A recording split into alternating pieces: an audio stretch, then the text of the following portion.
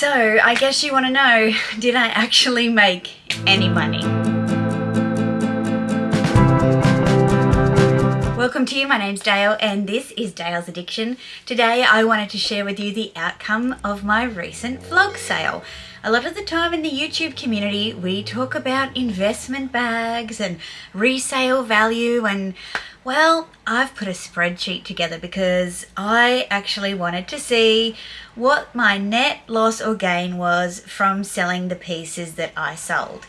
So if you're not familiar, a couple of weeks ago now I put a video out in collaboration with Connor from The Closet by Connor.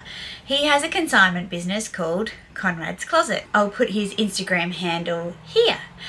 I filmed a video saying why I'm selling the bags and a bit more of a detailed kind of overview of the bags and their functionality and why I like them and why I'm selling them.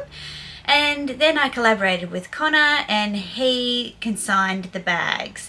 So he did charge me a consignment fee, made sure that it was all legit, so it was realistic as possible for those of you who are considering selling your pieces as well.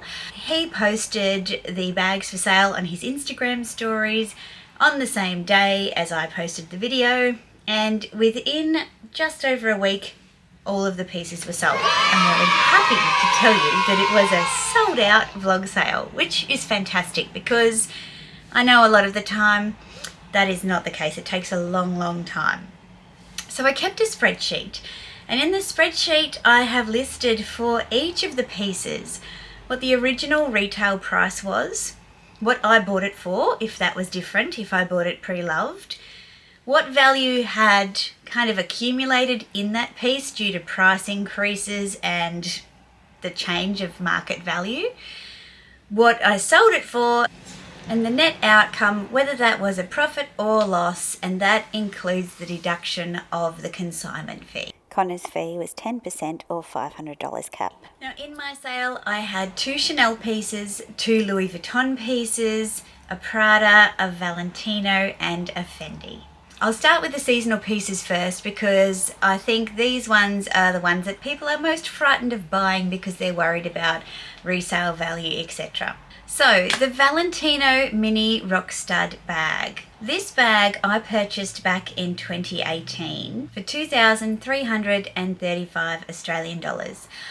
All purchase prices and all sale prices will be in Australian dollars, just for reference. That bag is currently for sale on the Valentino Australia website for $3,420. So I actually accumulated value in that bag of $1,085.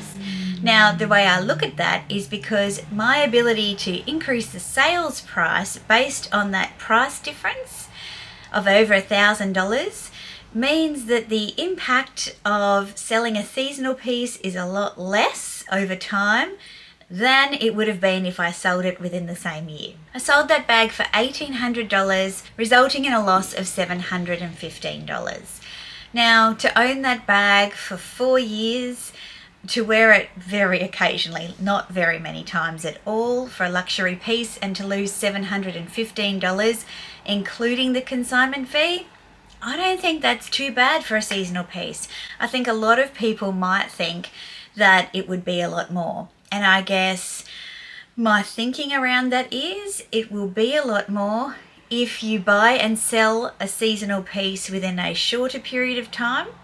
But if you sell it over a longer period of time, you might find, if it's still a current piece for sale with the house today, that it's actually going to be less of a loss than what you might think. Now the next one, my Prada Reedition 2005 in the beautiful water lily colour, which was a limited edition colour.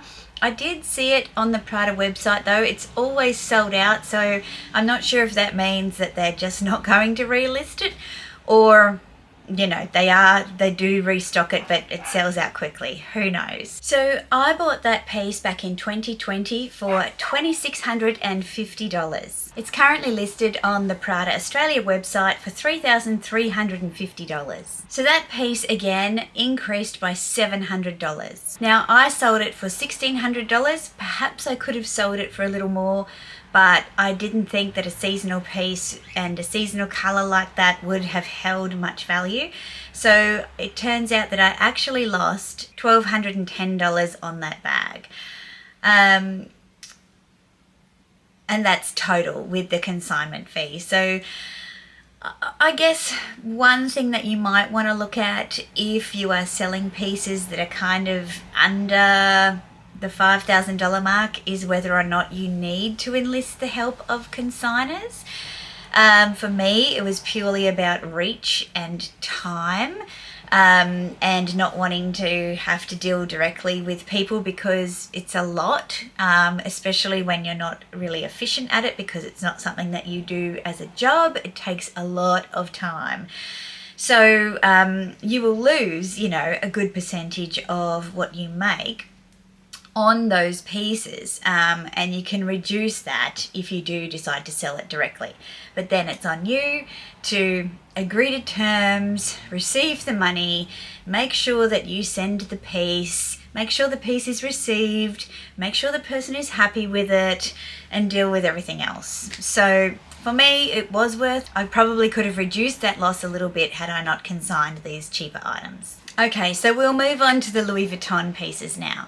The first piece from Louis Vuitton was my Tambourine Bag. Now this piece was a re-edition released in 2019, and the original retail price was $2,450. I actually bought it on eBay, and I might have overpaid a little bit. I might have overpaid by about $600 over retail. It was impossibly hard to find. I had tried to find it in boutiques. I missed out on one that was for sale on a Facebook group that wasn't too far off what I had paid.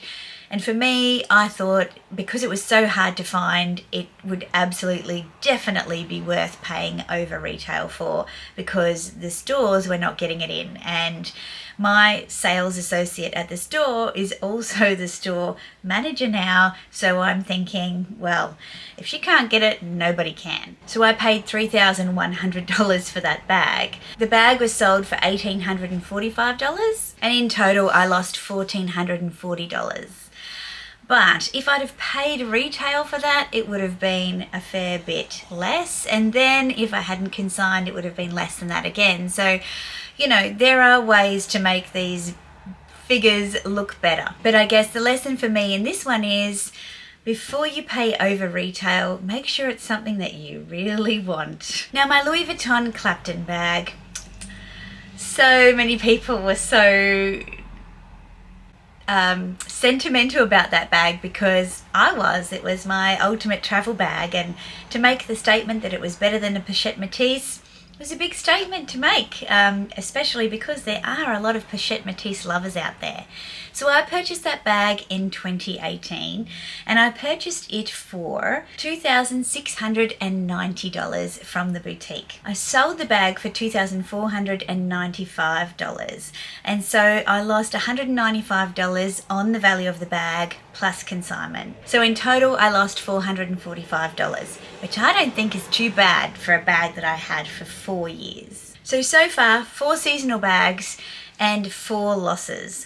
But, not too bad really. The next one is a classic piece by Fendi, and it was my Fendi mini Peekaboo in the black Celeria leather.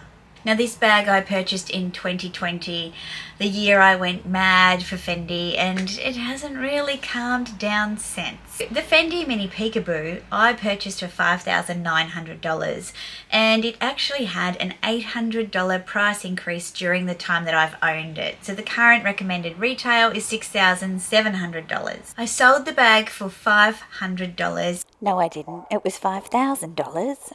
Resulting in a net loss of $1,400. Once again, this would be less if I wasn't paying consignment, but as I said, my time is worth a lot more to me than the consignment fee that I paid. I would have spent a lot of time to earn that $500 that a professional can do very, very simply and very efficiently. The Fendi Peekaboo has a unfair reputation as not having great resale value. I actually think that that's really fantastic resale value.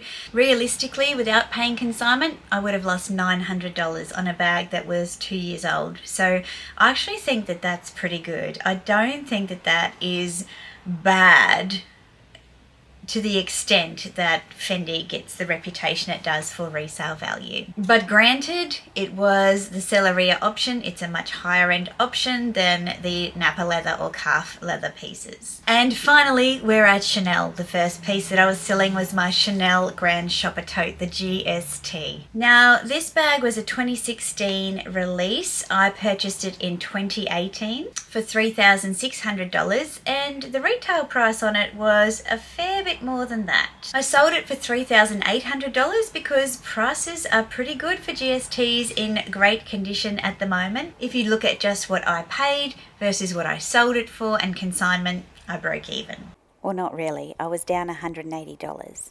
And finally, my Chanel Mini Rectangular in the black lamb with silver hardware. I bought this bag in 2018 in December, and the bag currently retails for, hold your breath, $6,560. I bought it for $4,760. So that bag appreciated nearly $2,000 during the time that I owned it, just based on what I paid for it and the current recommended retail price. I sold it for $6,495, and less consignment, my net benefit was $1,235. So for those 7 pieces, my total outlay, what I actually spent in buying them, was $25,035. Over the time that I owned them, they appreciated by $8,340. My total takings were $23,035,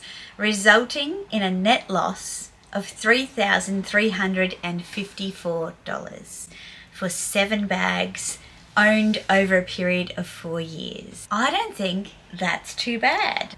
So without consignment fees, I lost 8%. 8% on what I spent compared to what I sold the items for. I think that that is a pretty good outcome, don't you? Now, if you choose to use consignment or not, that's your business. It provides a lot of certainty, safety, security, saves time, and this is not a plug for Conrad's Closet, but it does sound like it is. I, for one, am very, very happy, and I think that we're a great team. I think being really transparent with people and showing them the bags, what you love about them, why they don't work for you anymore, and then listing them with full item descriptions with somebody who people trust to purchase from, I think all of that works really well.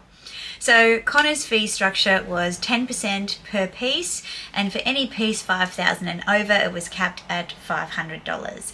And so for me, I thought that that was well and truly worthwhile. I cannot imagine the number of messages that he had. Well, he's actually been, pretty open in saying there were a lot. But for me, overall, would it stop me from buying seasonal pieces again? No.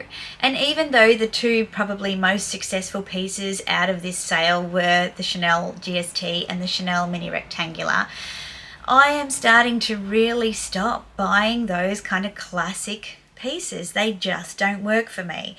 And what I have found is, yes, the classic pieces kind of take the edge off some of the seasonal pieces, but even the seasonal pieces, really, the biggest loss that I took on a seasonal piece was on the Prada Reedition. If I hadn't have overpaid for the Louis Vuitton Tambourine Bag, that wouldn't have been so significant either. But really, holding them for so long and keeping them in great condition and selling things with a full set so that whoever's buying it feels like they're getting the full luxury experience for a price that they feel happy with, means that you're only losing a tiny little bit. And I think that's something to really think about.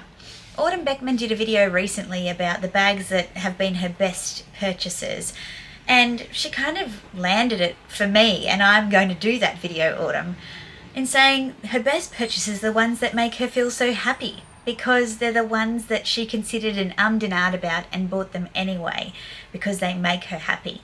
And I'm going to keep buying bags that make me happy, whether or not they make me money. But on the back of this sale, this is the first one I've properly analysed. I've done a couple. I also sold my beige Chanel wok, and I sold that for the same as the current retail price. So I didn't lose anything on owning that for a year. And yes, they're classic pieces, but if you hold on to them, you keep them in good condition, my view is even your seasonal pieces can, you know, get a decent return. So something to have a think about. Let me know what you think of the information contained in this video. I'm a very, very happy camper. I've probably already spent what I've earned, let's be honest here. So if you want to see what I've bought with the proceeds of the sales, think about subscribing. Hit that red button down below.